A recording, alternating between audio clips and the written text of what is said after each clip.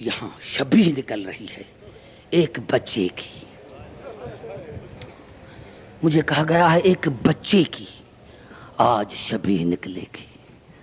اور میرے دوستو، ہمارے 12ویں امام نے کہا کہ جو اصغر کو تیر لگا تھا وہ صرف اصغر کے سینے میں نہیں لگا تھا، وہ آل محمد کے سینے میں لگا تھا.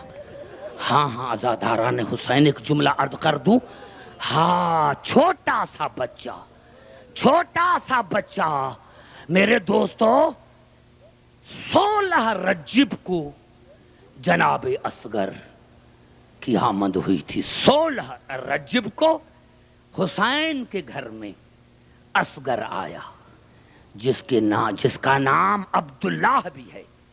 آپ کو بات سمجھاؤں کیونکہ مسا میں ہم جو پڑھتے ہیں السلام علیکہ ابا عبداللہ، اے عبداللہ کے باپ تم پر سلام. تو میں سمجھتا ہوں کہ کوئی نوجوان مجھے جواب نہیں دے سکتا کہ جب جناب حسین کا باپ بیٹا عبداللہ ہے ہی نہیں تو پھر کیوں پڑھتے ہو کہ عبداللہ کے باپ. میرے نوجوانوں، میرے دوستوں، جناب اصغر کا نام عبداللہ تھا اور اس عبداللہ کے نام پر زیارت ہو گئی. سلام ہو تم پر اے اصغر کے باپ. کہنا تو چاہیے تھا سلام تم پر اے اکبر کے باپ، نہ سلام ہو تم پر اے اصغر کے باپ، تم پر سلام ہو. عزاداران حسین، 16 رجب کو علی کو یہ بیٹا پیدا ہوا اور 28 رجب کو حسین نے مدینہ چھوڑا. یعنی تقریباً 12 دن کا بچہ تھا جو حسین نے کربلا مدینہ چھوڑا تھا. نوجوانوں، مر نہ جائیں اگر تصور کریں. ارے شہزادہ 12 دن کا تھا جو 12 دن کا تھا جو حسین نے مدینہ چھوڑا تھا، اور دوسری محرم کو حسین کربلا میں پہنچے. یعنی یہ ایسا شہزادہ تھا جس کی پوری زندگی سفر میں گزر گئی. ہاں میرے دوستو، وہ تو رباب سے پوچھو، وہ تو حسین سے پوچھو، وہ تو سکینہ سے اور سغرا سے پوچھو. ہمیں کیا پتا چلے کہ اصغر کا مقام کیا ہے. عزاداران حسین، 12 دن کا شہزادہ تھا جو حسین نے مدینہ چھوڑا، دوسری محرم کو کربلا میں پہنچا. یہ ایسا شہزادہ تھا جس کی پوری زندگی سفر میں گزر گئی. عزاداران حسین، میرے دوستوں، میرے بزرگوں، تاریخوں نے یہی بتایا تھا کہ جب شب عاشور ہوئی تو حسین نے معائنہ کیا.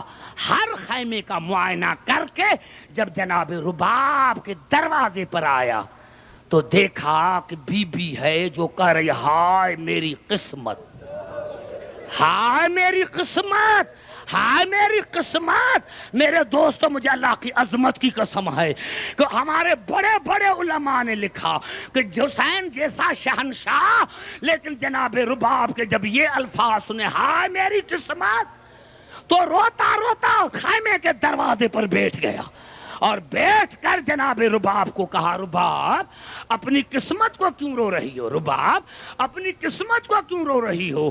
کہا مولا اپنی قسمت کو اسی لیے رو رہی ہوں کہ کل زینب آنو محمد کی قربانی دے گی، ام فروا قاسم کی قربانی دے گی، ہاں لیلا اکبر کی قربانی دے گی.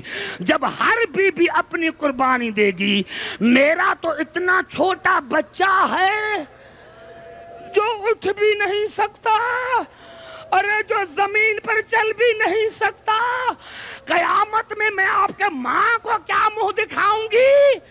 عزادار یہ کہنا تھا کہ میں آپ کے ماں کو کیا منہ دکھاؤں گی. حسین جیسا شہنشاہ کھڑا ہو گیا اور کہا رباب میں آپ سے وعدہ کرتا ہوں، رباب میں آپ سے وعدہ کرتا ہوں، کل کربلا کے میدان میں اگر اصغر کی قربانی اکبر سے بڑھ نہ جائے تو مجھے حسین کہہ کر نہ ماننا. بی بی کائنات میں تیرے بیٹے کے نام پر سبیلیں لگیں گی. کس کی سبیل؟ اصغر کی سبیل. کائنات میں تیرے بیٹے کے نام پر سبیلیں لگیں گی. عزاداران حسین، اسی بے چینی میں جناب رباب نے رات بسر کی. صبح نمودار ہوئی، بی بی کو انتظار ہے کہ میری قربانی کی کب باری آتی ہے۔ یا ایک مرتبہ کربلا کے میدان میں آواز آئی، حل من ناصری ینصرنا، ہے کوئی غریب کی مدد کرنے والا، ہے کوئی غریب کی مدد کرنے والا؟ میرے دوستو، اور تو اور جناب رباب نے جناب فضا کو بلایا، جاؤ اماں فضا دروازے پر حسین کو کہو کہ یہ غریبت کے الفاظ نہ کہے، یہ غربت کے الفاظ سن کر میرا اصغر جھولے سے نیچے گر پڑا ہے۔ آؤ حسین آؤ، آؤ حسین، حسین آؤ میرے دوستو۔ حسین آیا، حسین آیا، دو ہستیاں ساتھ ہیں، ایک حسین ایک بی بی زینب، ایک حسین ایک بی بی زینب۔ رباب اصغر مجھے دو۔ جناب رباب نے اصغر حسین کو دیا۔ میرے دوستو حسین 2 قدم چلے، جناب رباب آگے آئے، مولا 2 منٹ کے لیے مجھے دو، مولا 2 منٹ کے لیے مجھے دو۔ کہا کیوں، تم قربانی نہیں دینا چاہتی؟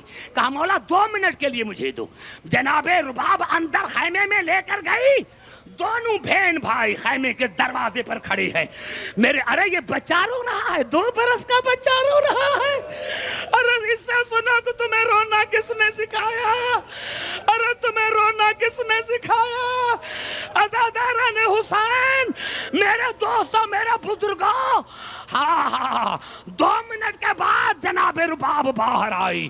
عجیب منظر تھا، اصغر تو وہی تھا، اصغر تو وہی تھا، لیکن جناب رباب نے کیا کیا تھا کہ نیا کرتا پہنایا تھا، نیا کرتا پہنایا تھا، نیا کرتا پہنایا تھا، آنکھوں میں سرما لگایا تھا، آنکھوں میں سرما لگایا تھا، بالوں میں کنگھی کی تھی، اور اپنا رومال لے کر شہزادے کے کمر میں باندھ دیا، کمر میں باندھ دیا۔ جا اصغر، اور تو سارے تلواریں لے کر گئے تھے، آپ سپاہی بن کر جائیں۔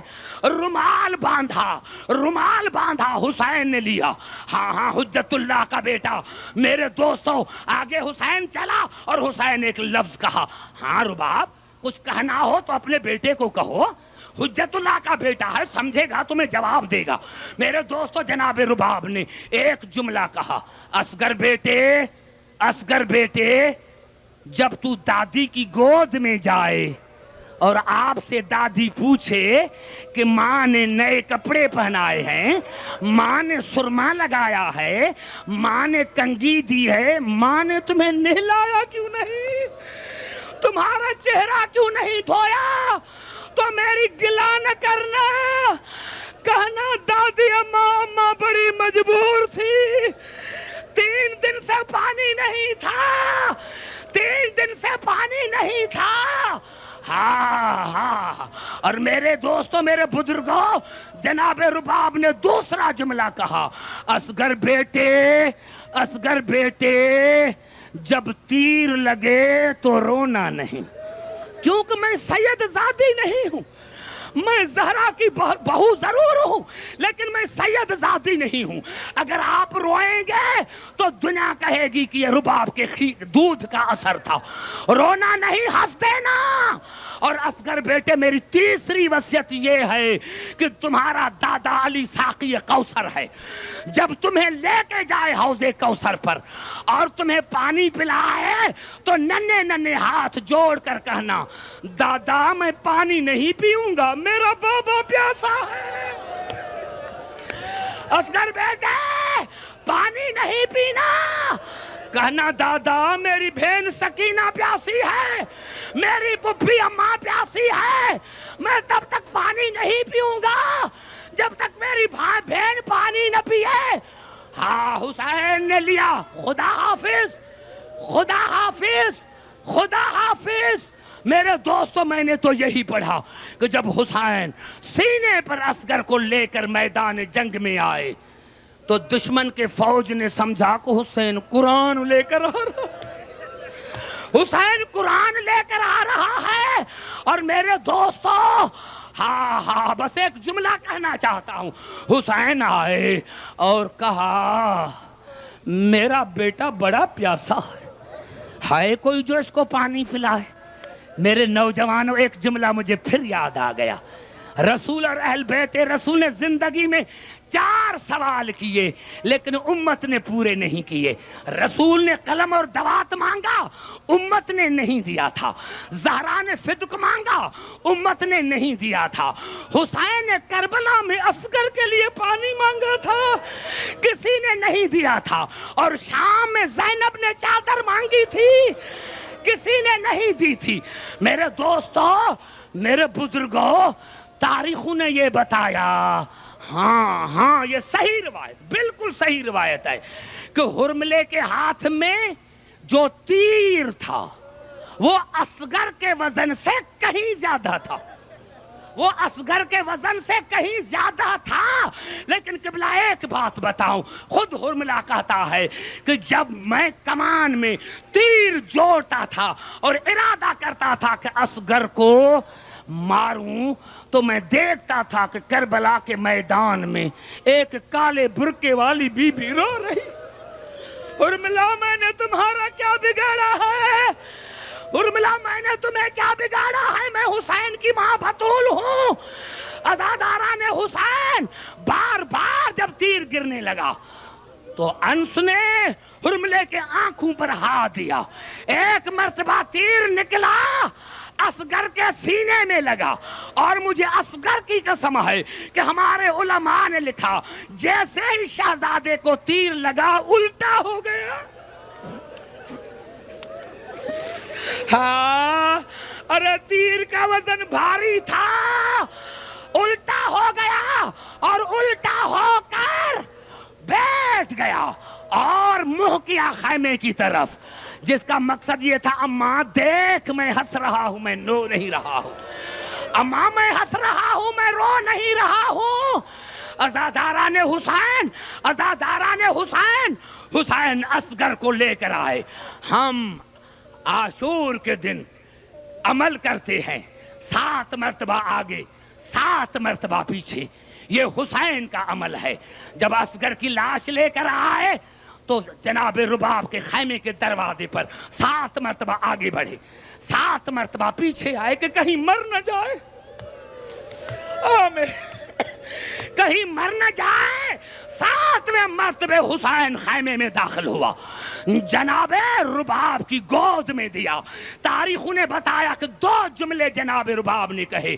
پہلے جناب اصغر کو دیکھا، ہاں بیٹا یہاں ایسے بھی انسان ہے جو آپ جیسے ننھے منھے بچوں کو قتل کرتے ہیں. اور پھر حسین کے چہرے کو دیکھا حسین کا سر نیچے ہے. جناب رباب نے کہا میرا مولا سر کو نیچے کیوں کیا ہے؟ سر کو اوپر کرو، سر کو اوپر کرو. مولا میں ہاجرہ نہیں، میں بطول کی بہو ہوں. مولا میں ہاجرہ نہیں ہوں، میں بطول کی بہو ہوں. عزاداران حسین، ایک جملہ کہہ کر ختم کرتا ہوں کہ کربلا کے میدان میں جب حسین نے اصغر کی قبر بنائی، 11 محرم کو جب جناب رباب اصغر کی قبر پر آئی تو جناب حسین نے اصغر کی قبر ایسی بنائی تھی کہ درمیان میں اصغر کی قبر تھی، ایک طرف اکبر کی لاش، دوسری طرف قاسم کے ٹکڑے. تو جناب رباب نے کیا کیا کہ ایک ہاتھ اکبر کا اٹھا کر اصغر کی قبر پر رکھا، ایک ہاتھ قاسم کا اٹھا کر اصغر کی قبر پر رکھا، اور آہستہ آہستہ کہا اکبر بیٹے، قاسم بیٹے، چھوٹا بھیا کا خیال رکھنا. اکبر بیٹے، قاسم بیٹے، چھوٹے بھیا کا خیال رکھنا. جنگل ہے، کہیں ڈر نہ جائے. ارے جنگل